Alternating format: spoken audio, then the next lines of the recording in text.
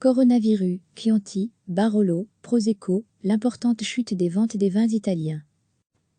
Reportage du JT sur le déconfinement graduel italien, ce 27 avril restaurants et bars fermés, fêtes et mariages interdits, morosité n'incitant pas à trinquer. Du Prosecco au Chianti, les producteurs de vins italiens subissent de plein fouet l'épidémie de coronavirus avec une nette chute des ventes. La péninsule s'enorgueillit d'être le premier producteur mondial de vin, avec 47,5 millions d'hectolitres l'an passé, juste devant la France, 42,1 millions, à qui elle a ravi ce titre en 2015. Une grande partie est vendue à l'étranger, ce qui a permis au pays d'engranger l'an passé 6,4 milliards d'euros, contre 9,8 milliards pour la France qui reste le premier exportateur en valeur. Mais depuis un mois et demi, tout un canal de distribution, celui des hôtels, restaurants, traiteurs et cafés est fermé en Italie.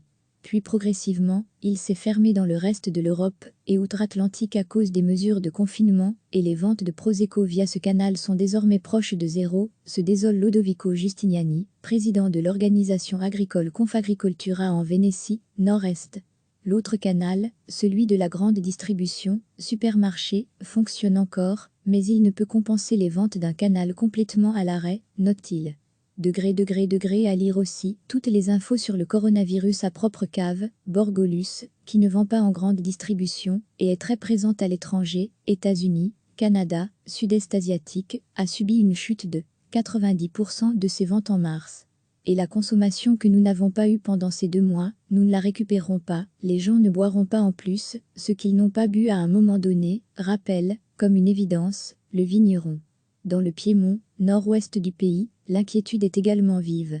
Pour le Barolo, la situation est très critique, car il est vendu à 90% dans la restauration mondiale, aujourd'hui fermée, explique Alaf Paolo Boffa, président de la coopérative Terre del Barolo.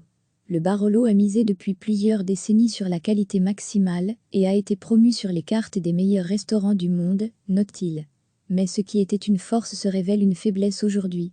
Les lignes de mise en bouteille de la coopérative, qui compte 300 producteurs, continuent à fonctionner grâce à d'autres vins, comme le Barbera ou le Dolcetto, au prix plus grand public et qui connaissent une bonne consommation dans la grande distribution en Italie et en Europe, souligne M. Boffa.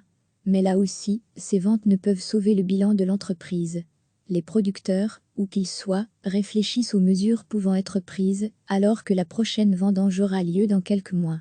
Où la mettre alors que les caves sont encore pleines? Les producteurs de Barolo demandent à pouvoir stocker en dehors de la zone de production traditionnelle, ce qui leur est normalement interdit. Ils réfléchissent aussi, comme les producteurs de Prosecco, à réduire la production de leurs vignes.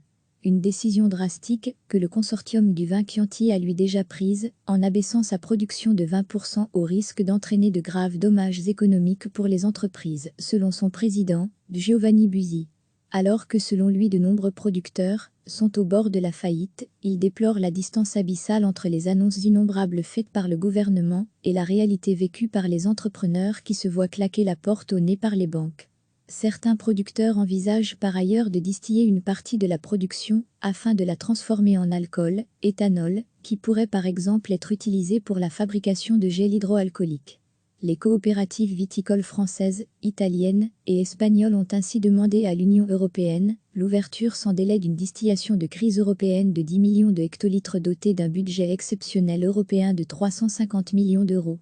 La solution pourrait tenter des producteurs, dont le vin se conserve peu, à l'image du Prosecco, un vin très jeune, que l'on ne peut pas faire vieillir comme on le fait avec les vins rouges, souligne M. Giustiniani. Une éventualité exclue en revanche pour les vins haut de gamme comme le Barolo, qui peuvent se garder. Alors que le gouvernement italien a fixé au 1er juin l'éventuelle réouverture des bars et restaurants, la filière, souligne M. Boffa, y voit une grande et belle nouvelle, même si elle craint une faible affluence du fait de l'inquiétude d'être contaminée. Nous avons tous compris la gravité de cette épidémie et de la crise qu'elle engendrera pour nos familles.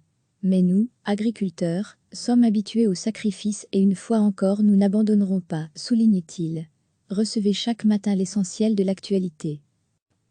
Restaurants et bars fermés, fêtes et mariages interdits, morosité n'incitant pas à trinquer. Du Prosecco au Chianti, les producteurs de vins italiens subissent de plein fouet l'épidémie de coronavirus avec une nette chute des ventes.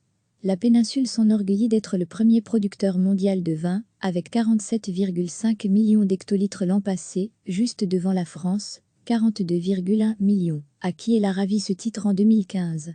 Une grande partie est vendue à l'étranger, ce qui a permis au pays d'engranger l'an passé 6,4 milliards d'euros, contre 9,8 milliards pour la France qui reste le premier exportateur en valeur.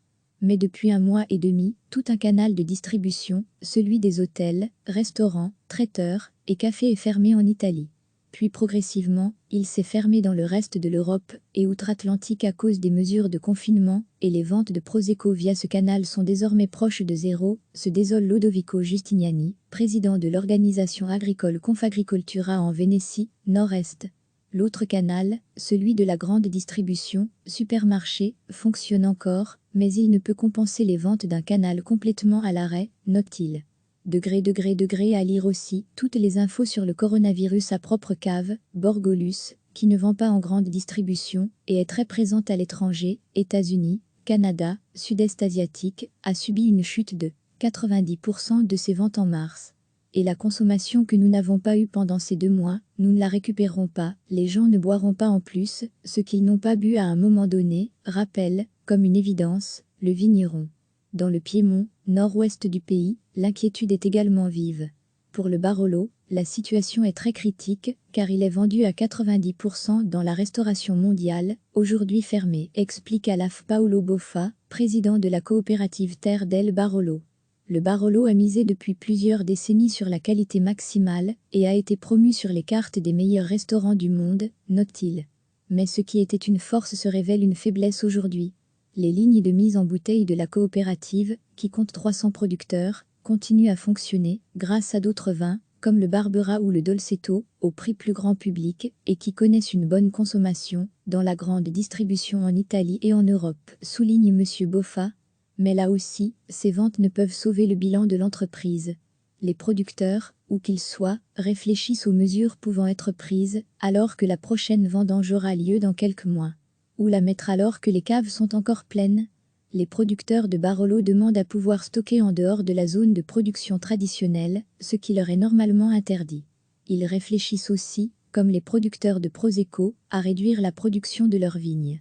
Une décision drastique que le consortium du vin Chianti a lui déjà prise, en abaissant sa production de 20% au risque d'entraîner de graves dommages économiques pour les entreprises, selon son président, Giovanni Busi.